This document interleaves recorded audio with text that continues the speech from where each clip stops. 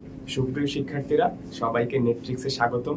নেটট্রিক্স মূলত তোমাদের জন্য খুব অল্প সময় একটা ট্রিক্স, যাতে তোমরা সহজে পরীক্ষার উত্তর করতে পারো। তো চলো আজকে আমরা নেটট্রিক্সের আজকে ভিডিওটা দেখি। আজকের প্রথম ট্রিক্সটা হচ্ছে যে আমরা খুব সহজে কিভাবে কোনো একটা অণুর নিউট্রন সংখ্যা নির্ণয় করতে পারবো। নিউট্রন সংখ্যা নির্ণয় করার সূত্র মূলত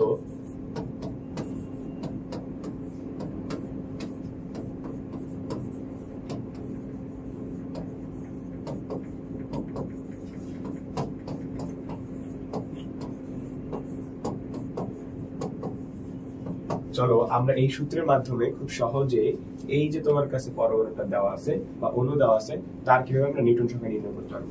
তো আমরা এখানে এ অর্থাৎ পারমাণবিক ভর 14 মাইনাস এর আণবিক পারমাণবিক সংখ্যা এ হচ্ছে 7, এখানে পরমাণু সংখ্যা আছে 2, এই হচ্ছে 2 এবং অণু সংখ্যা আছে 10টি। তো আমরা যদি এই হিসাবটা করি এখানে পাবো 7 × 2 × 10, তাহলে সেই ক্ষেত্রে 7 × 14 110টি, অর্থাৎ এখানে নিউটন সংখ্যা হবে 110টি। খুব সহজে এই সূত্রটার মাধ্যমে আমরা কোন একটা পরমাণুর বা একটা অণুর নিউটন সংখ্যা নির্ণয় করতে পারবো।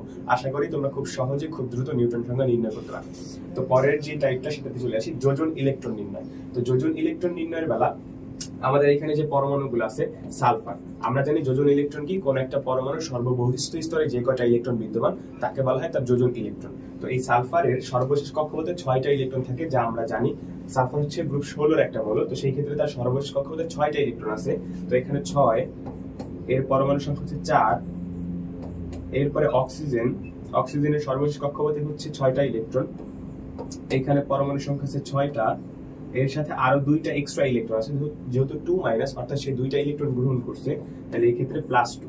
তাহলে 4 × 6 = 24, 6 × 6 = 36 +2, অর্থাৎ এখানে দাঁড়াইলো 40 70 72 60 সরি 62, এই হচ্ছে 62। অর্থাৎ এখানে যোজন ইলেকট্রন সংখ্যা টোটাল হচ্ছে 62। আশা করি এতটুকু বুঝতে পারছো। এরপরের টাইপটাতে আমরা চলে যাই। এরপরে তেজস্ক্রিয়তা, যে পার্ট থেকে ম্যাক্সিমাম সময় প্রশ্ন আসে, তোমরা এটা মিসকমিউনিকেশন করে ফেলো। সহজেই যদি আমরা বলি যে আলফা ডিকে বা আলফা এমিশন কি, নরমালি তোমার কাছে যে মৌলটা দেওয়া থাকবে, পরবর্তী যে মৌলটা তৈরি হবে সেখান থেকে দেখো 2 মাইনাস হয়ে গেছে, পারমাণবিক সংখ্যা 2 মাইনাস হয়ে যাবে, অথবা ভর সংখ্যা 4 কমে যাবে। আমরা জানি আলফা কণা কোনটা, আলফা কণার হিলিয়াম ধনাত্মক হিলিয়াম কণা হচ্ছে আলফা কণিকা, তার পারমাণবিক সংখ্যা হচ্ছে 2 এবং ভর সংখ্যা হচ্ছে 4। তো সেই ক্ষেত্রে পারমাণবিক সংখ্যা 2 কমে যাবে এবং ভর সংখ্যা 4 কমে যাবে। এইরকম কোন ঘটনা দেখলে তুমি বলবা আলফা এমিশন। এবার আসি বিটা এমিশনে।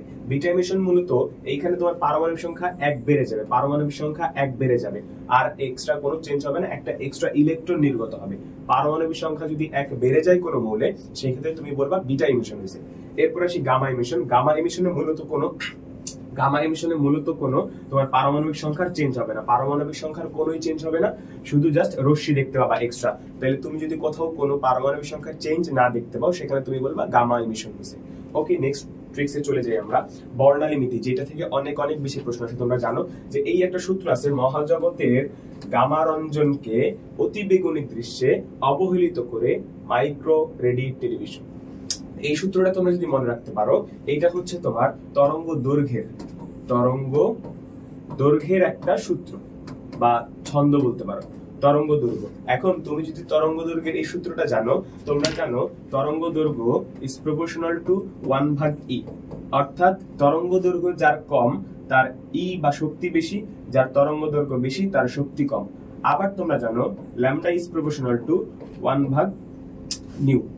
তো তোমরা জানো যে এখানে তরঙ্গ দৈর্ঘ্য হচ্ছে তরঙ্গ সংখ্যার ব্যস্তানুপাতিক, অর্থাৎ তুমি হচ্ছে এটা হচ্ছে ছোট থেকে বড়, এই সিকোয়েন্সটা হচ্ছে ছোট থেকে বড়।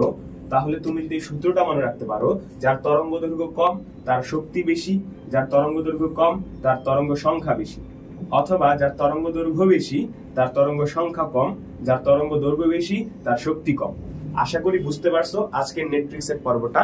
তোমরা যদি এরকম ভিডিও আরো চাও, তোমরা কমেন্টে লিখতে পারো কোন টপিকের উপরে চাও। আমরা আশা করি তোমাদের রেসপন্স যদি ভালো থাকে, আমরা এই সিরিজটা কন্টিনিউ করব। ধন্যবাদ সবাইকে।